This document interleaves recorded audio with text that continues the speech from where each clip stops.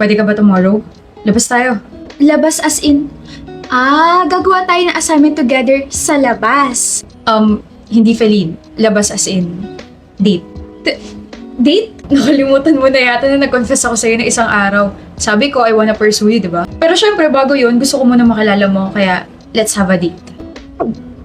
So, free ka ba? Syempre, free na free. Yes! May date ako bukas. May date ako bukas. I am so excited. May date ako bukas. Matutulog ako na maaga. Hindi ka pwede matulog na maaga, Feline. Ha?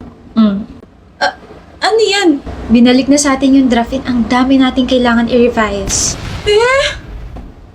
I know.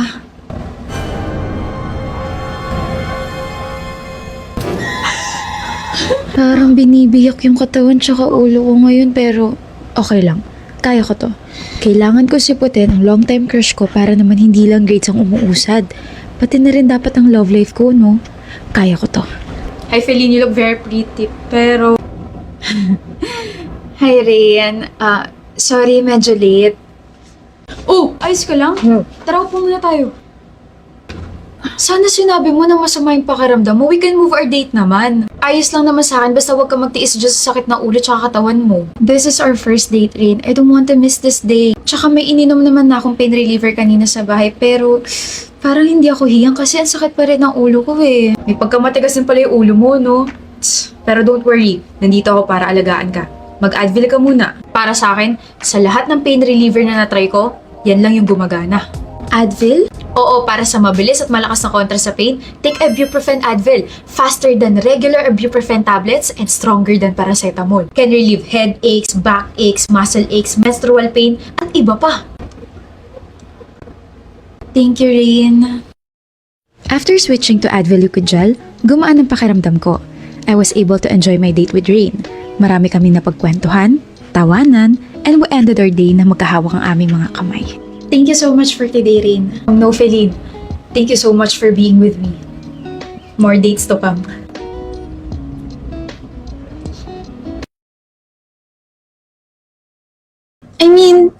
Hala! Hala! Matchy tayo ng damit. Kaya nga tinanong kita kung ano susuotin mo, di ba? Akala ko tinanong mo lang ako kasi curious ka. Sorry to ask, pero saan tayo pupunta? May curfew kasi ako ng... Ng 8 p.m. Yes, I know. Alam mo? Before kasi kita yayain, nagpaalam muna ako kay Tito sa daddy mo, so ay nilatag ko lahat sa kanya ng mga gagawin natin for today. Siyempre, lunch muna tayo. Don't worry, nagpa-reserve na ako. Tapos, magsastroll lang tayo around the mall kasi papababain lang natin yung kinain natin. Tapos, 1:30 to 3:30 p.m. watch a horror movie. Nakabili na ako ng tickets. Wait, horror? May inaabangan kang horror movie 2 months ago, so ayun na, papanoorin na natin. There's this upcoming horror movie na super inaabangan ko kasi yung bida, super idol ko, tapos the plot, super interesting. Like, pumunta sila sa isang school, tapos kahit anong gawin nila, hindi na sila makalabas sa school na yun. Showing na siya in 2 months, kaso ayaw mo naman sa horror movies, kaya so sad. Oh, but I was talking to my best friend that time and you were writing something, so Writing and listening. After the movie, kakain tayo na snacks or merienda plus ice cream. Then arcade, then 6:30 to 7:30 p.m. will be our dinner. Tapos, hahatid na kita. Tara na. Bakit? Ano yun? Bakit ang dami ng gulay mo? Tapos sa akin, chicken na may rice lang. Pares lang din naman tayo ng order. Gusto mo ba? No. Ayoko. Sa'yo na lang. Ang galing kasi feeling ko alam nila na ayoko sa gulay. Feeling ko rin. CR lang ako. Hi, excuse me. Yes po, sir. Yeah, I just noticed kasi sa menu na may gulay pala yung in-order namin. May request if yung gulay nung nililigawan ko, ilagay na lang sa plate ko kasi hindi siya mahilig sa ganun eh. Copy, sir. Thank you. Pasensya ka na kila daddy ang daldal. I actually had fun talking to your family. Thank you for welcoming me. Wala yun. Uwi na ako. Steven, gusto ko lang sabihin na nag-enjoy ako. Ako rin. And, more dates to come. Right. More dates to come.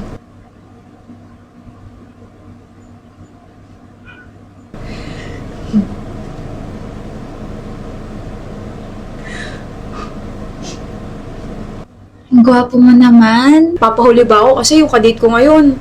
Dati sobrang ganda lang, tapos ngayon, lalo pong gumaganda. 7 years and you are still corny. 7 years and I still love you.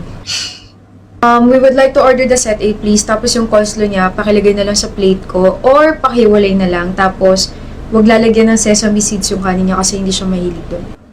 For the drinks, pares water. Yun lang. Thank you. Gutom ka na? Bakit? Alam mo, Steven, gusto na kitang pakasalan ngayon na. Huh? Ano yung sinabi ko? Sabi mo, you wanna marry me right now. That was supposed to be like, you know, sa isip ko lang. I'm sorry, love. Hindi kita pinapressure ha. Kalimutan mo na yun. I mean, of course, I wanna marry you, but it's just that kahit 7 taon na tayo, you're still very consistent.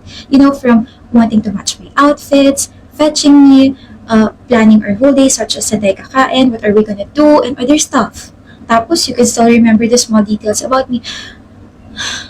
Please don't get mad, Steven. I'm not mad, Alicia. Na-amaze lang ako kasi we're on the same page. I wanna marry you too. Napansin mo ba bakit walang tao dito sa restaurant? Kasi pina-reserve ko to para sa ating dalawa. Kasi ngayon at dito ako magpo-propose sa'yo. Oh. Binili ko tong singsing na to 4 years ago, pero kasi I know you're not yet ready kasi gusto mo munang pag-aralin tsaka patapusin yung isa mong kapatid. Kaya nag-ipon muna ako and here, 2 susi? susi ng bahay natin tsaka susi ng pinagawa kong shelter for the stray dogs and cats kasi 'di ba pangarap natin mag-rescue.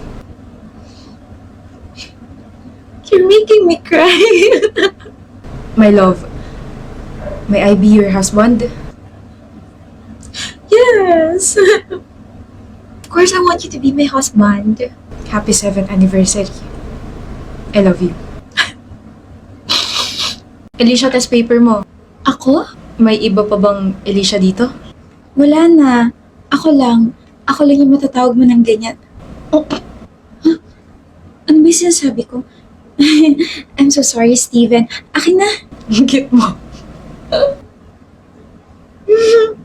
Nakita ko lang to sa TikTok, sabi. Name something daw na hindi kailangan ng taong kalbo, tapos ang sagot niya, Anong sagot? ulo.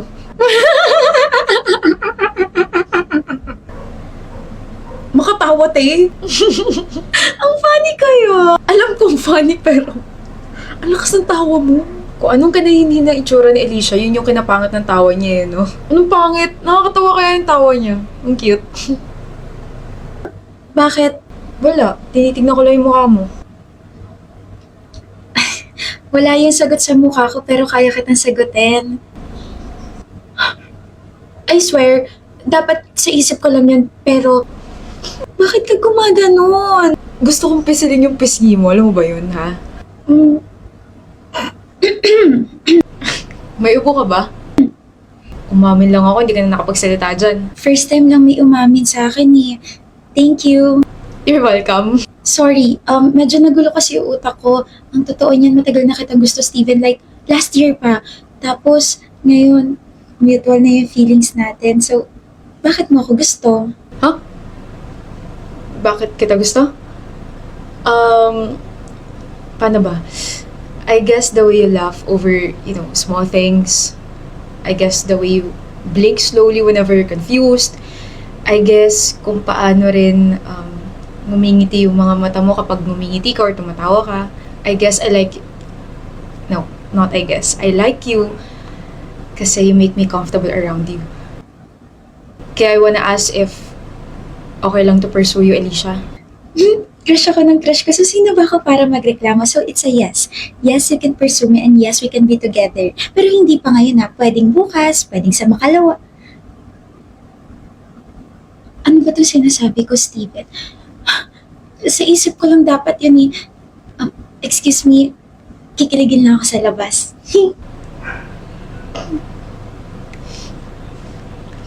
Alicia, date tayo. Bakit nanlaki yung mga mata mo dyan? Never pa akong niyaya makipag-date. Ito na, niyaya na kita. Bakit? Anong bakit? Siyempre makikipag-date ako sa taong pinupurso ko. Makikipag-date ako sa taong gusto ko. Ah, oo nga naman. Sorry, hindi ako sanay. Masanay ka na.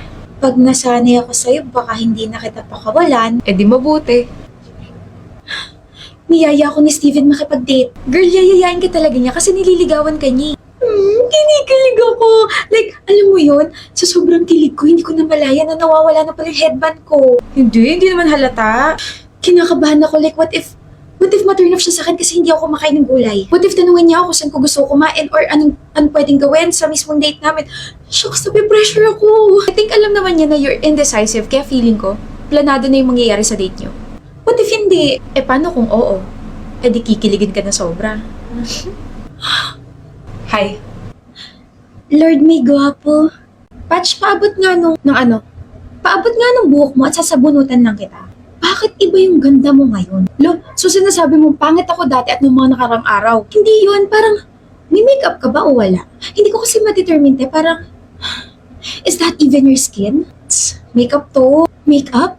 Bakit mukhang hindi? Eh kasi ginamit ko yung mga bagong releases ni EC, The Skin That Works, Base Collection. This base collection consists of 4 products. First, the True Flex by Face Setting Mist that has a fine mist and hydrates my face all throughout the day. The Active Skin Stick or the Lazy Proof Complexion Stick that claims to be creamy, buildable, and has a blurring natural matte finish. This has 12 shades and has a sheer to medium coverage. What makes it special is that this has caffeine boost style formula that evens out the skin tone with coverage. The True Flex All Day Setting Spray that claims to secure the makeup up to 16 hours without leaving the skin tight. What I like about this is the super fine mist that evenly disperses onto my skin to prevent smudging,